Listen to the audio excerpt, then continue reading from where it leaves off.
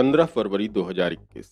पिछले दिनों जस्टिस काटजू ने फेसबुक पर पोस्ट लिख करके इशारा किया था कि कॉलेजियम में इस वक्त थोड़ी गहमा गहमी का माहौल बनता दिख रहा है। इसकी वजह उन्होंने जस्टिस अकील कुरैशी की नियुक्ति को बताया था, जिन्होंने 2010 में अमित शाह को जेल भेजा था। अमित शाह तब गुजरात के गृह मंत्री थे और उन पर सोहराबुद्दीन फेक एनकाउंटर केस में आरोप लगा था। अमित शाह भारत के गृह मंत्री हैं और उन्हीं के कार्यकाल में जस्टिस अकील कुरैशी को जबरदस्ती त्रिपुरा हाई कोर्ट भेजा गया, जबकि कॉलेजियम ने उन्हें मध्य प्रदेश हाई कोर्ट का चीफ जस्टिस बनाने की रिकमेंडेशन दी थी। इस रिकमेंडेशन को केंद्र सरकार यानी दो लोगों की सरकार ने नहीं माना और उनके न मानने को तब के चीफ जस्टिस ऑफ इंडिया रहे रंजन गोगोई ने मान लिया। कॉलेजियम की सिफारिश वापस ले ली गई, जैसा कि जस्टिस काटजू ने अपनी डिलीटेड फेसबुक पोस्ट में बताया था, और नई सिफारिश त्रिपुरा के लिए भेज दी गई। अगर जस्टिस गोगोई तब अपनी संस्था के फैसले पर स्टैंड लेते यानी सुप्रीम कोर्ट पर स्टैंड लेते तो आज तकरीबन साल भर के लिए सुप्रीम कोर्ट को अपने जजों की आधा दर्जन खाली सीटें न देखनी पड़ती, जैसा कि जस्टिस काटजू की फेसबुक पोस्ट से निकल कर आया है कि एक बार फिर से जस्टिस अकील कुरैशी पर मामला फंस गया है। इस बारे में जानकारी के लिए पिछली वीडियो देखिए, जो अमित शाह की जिद के चलते न्याय और अदालत और हमारे आपके सबके हो रहे नुकसान पर है। बहरहाल जस्टिस गोगोई के फैसले उनके जाने के बाद भी लगातार विवादों में बने हुए हैं। अपने कार्यकाल में उन्होंने धड़ाधड़ ऐसे ऐसे फैसले किए जिनकी गूंज आज संसद तक में हो रही है और उनके तमाम फैसले शंकाओं और सवालों से घिरे हुए हैं। उनकी राज्यसभा सीट भी सरकार के पक्ष में आए इन्हीं धड़ाधड़ फैसलों का प्रसाद मानी जा रही है। हालांकि उन्होंने कहा है कि ये सीट प्रसाद नहीं है, प्रसाद ही लेना होता तो ये सीट ही लेता। मगर आपको याद हो कि रंजन गोगोई तो सुप्रीम कोर्ट के उन 4 विद्रोही जजों में रहे हैं। एक जस्टिस अकील कुरैशी वाला स्टैंड निकाल दें तो रंजन गोगोई ने 5 ऐसे फैसले दिए जिन्होंने अभी तक भारतीय राजनीति में हलचल मचा रखी है और गोगोई को एक बगावत करने वाले जज से एक सत्ता का दुलारा न्यायाधीश बना रखा है। तो पहला है इनका राफेल मामला। अक्टूबर 2018 में जब रंजन गोगोई सीजेआई बने तो उनके सामने राफेल लड़ाकू जहाजों का मामला आया। नरेंद्र मोदी ने फ्रेंच कंपनी डसॉल्ट एविएशन से 36 लड़ाकू विमान खरीदने के लिए सौदा किया था। रंजन गोगोई के नेतृत्व में 3 जजों की बेंच ने भारत और फ्रांस की सरकारों के बीच हुए समझौते से रिलेटेड 4 याचिकाएं सुनी। विपक्ष का आरोप था कि सरकार ने इन जहाजों की कीमत जानबूझकर इतनी बढ़ाई कि जिससे इस सौदे से जो लोग जुड़े हैं उन्हें बेवजह का फायदा मिल सके। इस मामले में गोगोई ने ट्रांसपेरेंसी की हर थ्योरी को सुप्रीम कोर्ट के गेट नंबर 2 पर लगे कूड़ेदान में फेंक दिया और इन जहाजों के दाम से रिलेटेड सारी जानकारी एक सील बंद लिफाफे में मंगा ली।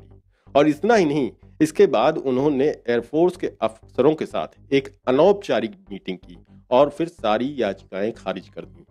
इनकी अंधेर गर्दी तो ये कि इन्होंने राफेल से जुड़े अंतिम फैसले में सीएजी की एक रिपोर्ट का हवाला दिया, कैग की ऐसी रिपोर्ट जो ना तो उस वक्त तक संसद में पेश की गई थी और ना ही पब्लिकली अवेलेबल थी। एक तरह से वो फर्जी रिपोर्ट थी। गोगोई ने अपने फैसले में कहा कि हमारे सामने जो चुनौती है उसकी छानबीन हमें राष्ट्रीय सुरक्षा के दायरे में करनी होगी, क्योंकि इन जहाजों को हासिल करने का मामला देश की संप्रभुता की नज़र से बेहद इम्पोर्टेंट है।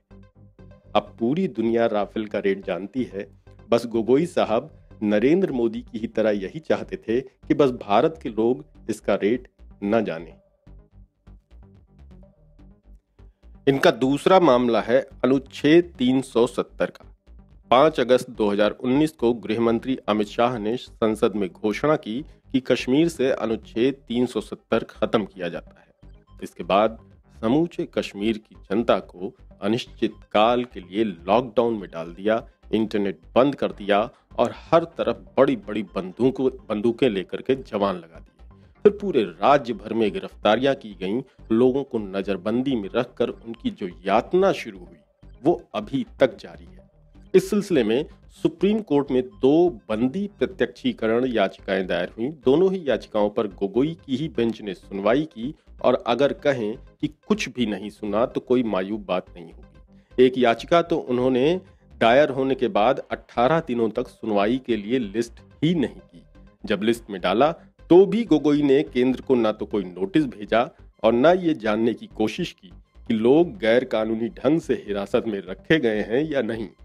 उल्टे उन्होंने याचिकाकर्ताओं को कहा कि वो बंदियों से कश्मीर जाकर मिलें और वापस लौटने पर वो अपनी वहां की यात्रा के बारे में एक हलफनामा यहां सुप्रीम कोर्ट में जमा करें। जम्मू कश्मीर के पूर्व मुख्यमंत्री महबूबा मुफ्ती की बेटी इल्तिजा मुफ्ती ने जब सुप्रीम कोर्ट से अनुरोध किया कि वो उन्हें अपनी मां से मिलने की इजाजत दे, जिन्हें अनुच्छेद 370 हटाने के बाद से ही हिरासत में रखा गया है, तो गोगोई साहब बोले कि अगर वहां के स्थानीय सरकारी अधिकारी मानेंगे तभी वो अपनी मां से मिल सकती हैं। अदालत में ही गोगोई ने इल्तिजा मुफ्ती से ये पूछा कि तुम श्रीनगर क्यों घूमना चाहती हो, आजकल तो वहां बड़ी ठंड है।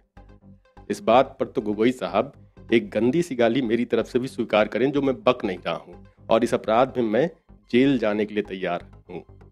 शर्म तो आपको आती नहीं मगर हमें आती है कि हमें ऐसा जज मिला जो एक बच्चे को अपनी मां से न मिलने दे। इतना अमानवीय जज। खैर, इसी तरह की गंदगी उन्होंने इंटरनेट पर रोक की याचिका पर भी फैलाई। कश्मीर टाइम्स अखबार की कार्यकारी संपादक अनुराधा भसीन ने एक याचिका दाखिल की जिसमें राज्य में खबरों की लगाई गई पाबंदी को चुनौती दी गई थी।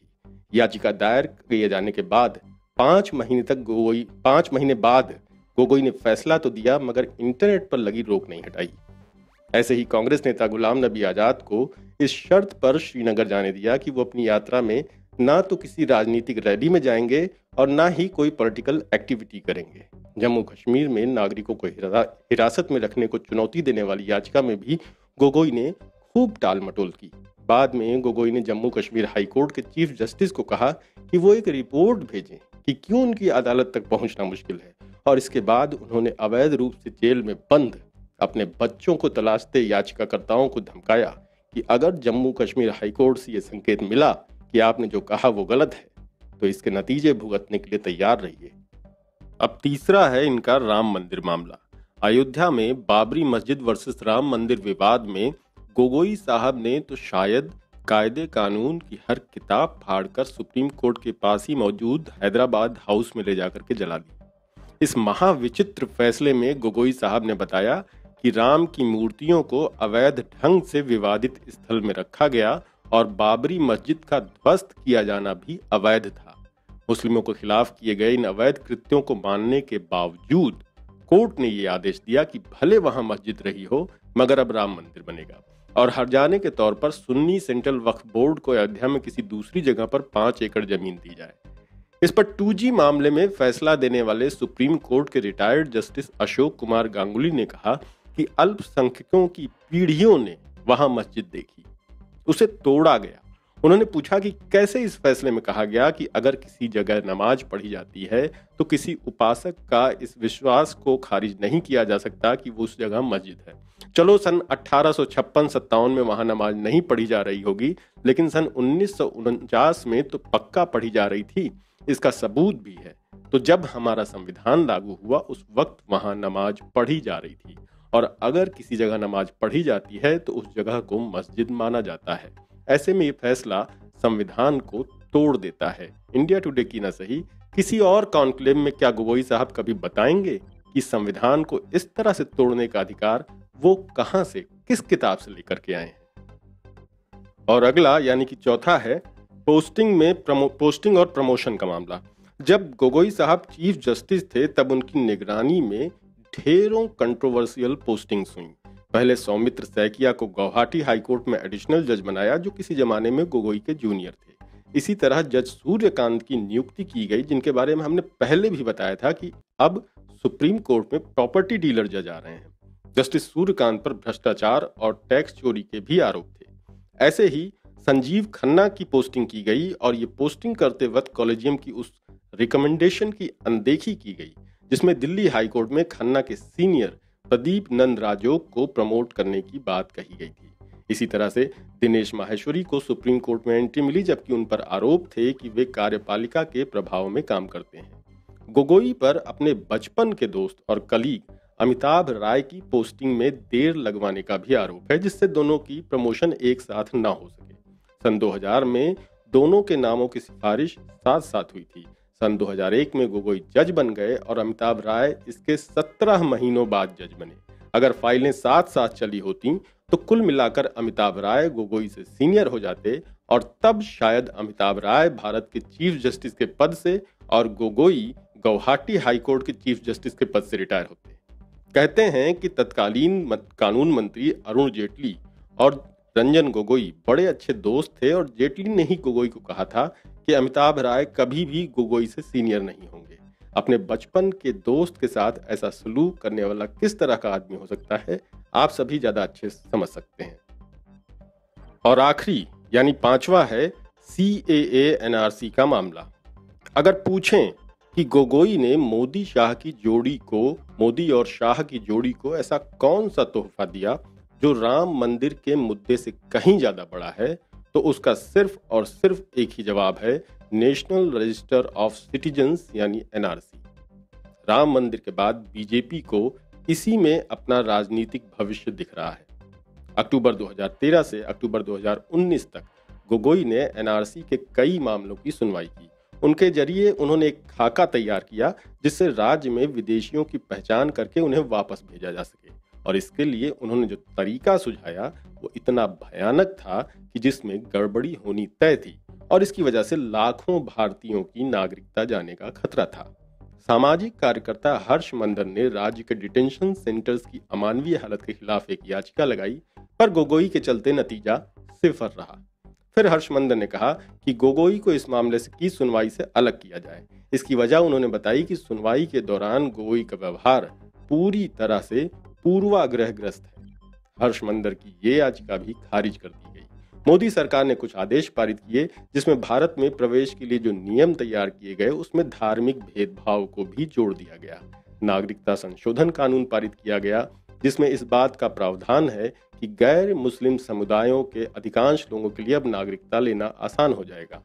गोगोई के ही चलते CAA और देशव्यापी NRC का खतरा भारत के लगभग 20 करोड़ मुसलमानों सहित 50 करोड़ से अधिक SC, ST, OBC और आदिवासियों की नागरिकता पर मंडराने लगा है।